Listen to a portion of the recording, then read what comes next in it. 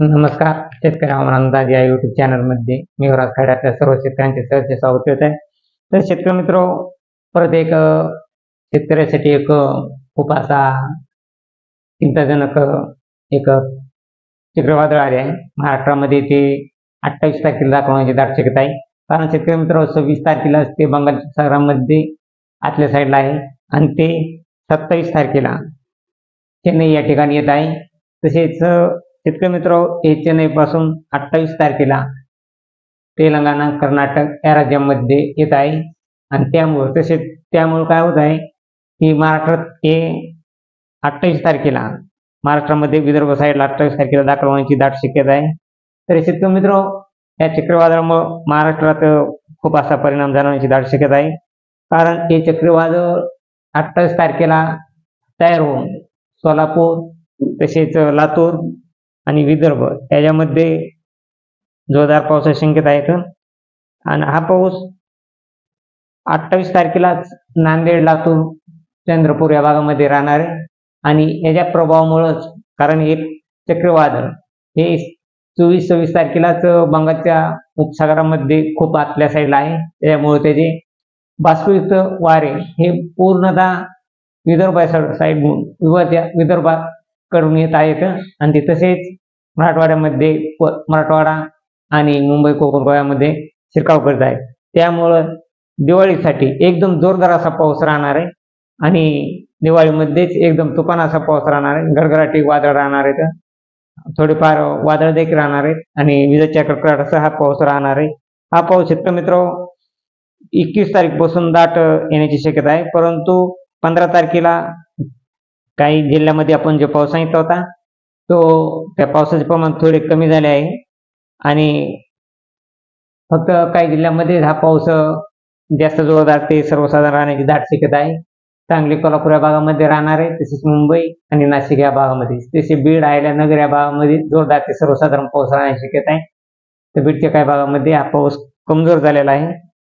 तसेच हा पाऊस पाचच्या टायमाला चंद्रपूर या भागामध्ये देखील पाऊस राहणार आहे विदर्भ साईडला.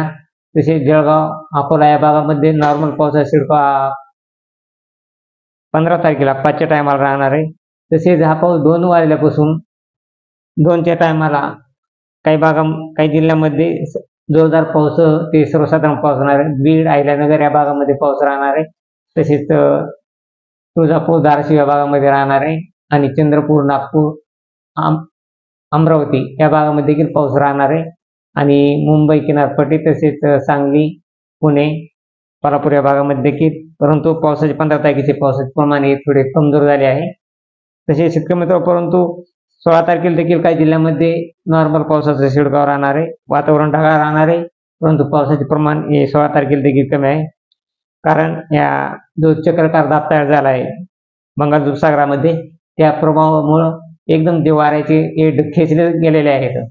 त्यामुळे त्याचा प्रभाव हा 20 तारखेपासून जास्त जाणवण्यास सुरुवात होणार आहे. 19 तारखेपर्यंत पावसाचे प्रमाण कमी राहणार आहे. परंतु 20 तारखेला सांगली, कोल्हापूर, सोलापूर, तसेच लातूर या भागामध्ये जोरदार ते सर्वसाधारण पाऊस राहणार आहे. आणि हा पाऊस शेतकरी मित्र दिवाळीमध्येच पाऊस येण्याची दाट शक्यता आहे आणि दिवाळीमध्येच हा पाऊस राहणार आहे. लातूर, सोलापूर, अकलूज, बीडचा काही भाग, सातारा, सांगली, कोल्हापूर, तसेच नांदेड या भागामध्ये देखील हा पाऊस 20 तारखेला राहणार आहे. आणि हा पाऊस 21 तारखेला खूप जोरदार असा पाऊस राहण्याची शक्यता आहे. 21 तारखेला जवळजवळ पूर्ण महाराष्ट्रात पाऊस राहण्याची दाट शक्यता आहेत. सांगली, सातारा, अकलूज, सोलापूर, तुळजापूर, धाराशिव, बीड, लातूर, अहिल्यानगर, नांदेड या भागामध्ये, बीड, लातूर, अहिल्यानगर, नांदेड, परभणी, हिंगोली या भागामध्ये जोरदार पाऊस राहणार आहे. नद्यांना पाणी देखील येऊ शकते. तसेच विदर्भ साईडला हा पाऊस नागपूर, चंद्रपूर या भागामध्ये जोरदार पाऊस राहण्याची जास्त शक्यता आहे. तसेच संभाजीनगरच्या काही भागामध्ये देखील हा पाऊस राहणार आहे. नाशिकच्या भागामध्ये, मनमाड या भागामध्ये देखील जोरदार पाऊस राहणार आहे आणि अहिल्यानगरचे पूर्ण तालुक्यामध्ये चांगला जोरदार पाऊस राहणार आहे. तसेच बीड जिल्ह्यातील सर्वच तालुक्यामध्ये जोरदार पाऊस राहण्याची शक्यता आहे. तसेच नांदेड, परभणी, हिंगोली, पुसद या ठिकाणी देखील जोरदार पाऊस राहणार आहे आणि चंद्रपूरला देखील हा पाऊस जोरदार राहणार आहे 21 तारखेला.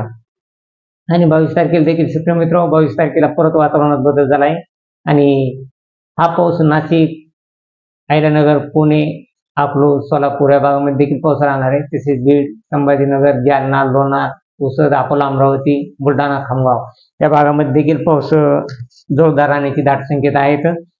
22 तारखेला म्हणजे हा पाऊस दिवाळीमध्ये जोरदार पाऊस राहणार आहे.